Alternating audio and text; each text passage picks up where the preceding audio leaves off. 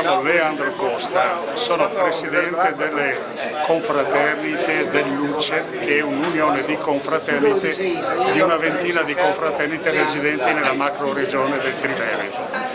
Noi, secondo le nostre norme statutarie, operiamo nel settore locale nostro, cercando di valutare i prodotti tipici, originali e la qualità del territorio con annessi. E in questo senso io ho operato a mio modo scrivendo due libri che riguardano la gastronomia tipica della Venezia orientale.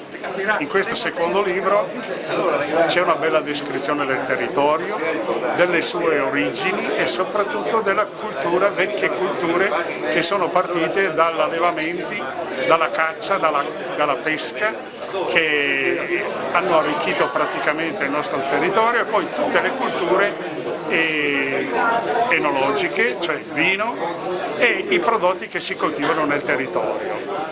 Da lì nasce l'origine del cibo nostro, della nostra tavola, cioè se parliamo di frumento dobbiamo parlare del pane.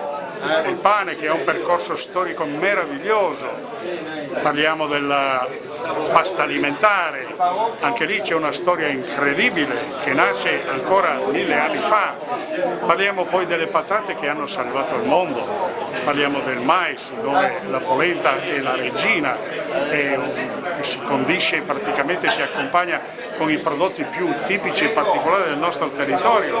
Parliamo del riso, ricordando Mocenigo, che ha costruito una città ideale dal Visopoli, dove il riso era un elemento essenziale per diciamo, la ricchezza, diciamo, per la produzione così dei contadini. Era un ricco commercio che avveniva con l'allora impero austro-ungarico. Parliamo del percorso del pane, nel quale abbiamo vissuto dei momenti incredibili attraverso le due guerre mondiali. Poi naturalmente non possiamo dimenticarci del vino, in particolar modo del Tokai, che adesso è il lison classico di OCG, che ha una storia anche lui incredibile, è stato considerato forse uno dei vini più ricercati dai dogi di Venezia e dai romani.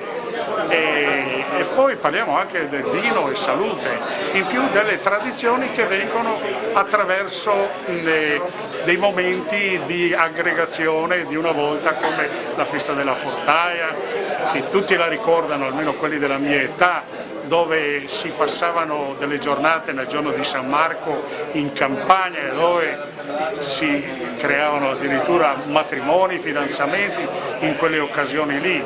Parliamo poi anche delle ricette tipiche di una volta, veneziane, dove anche lì siamo legati alla storia del nostro territorio.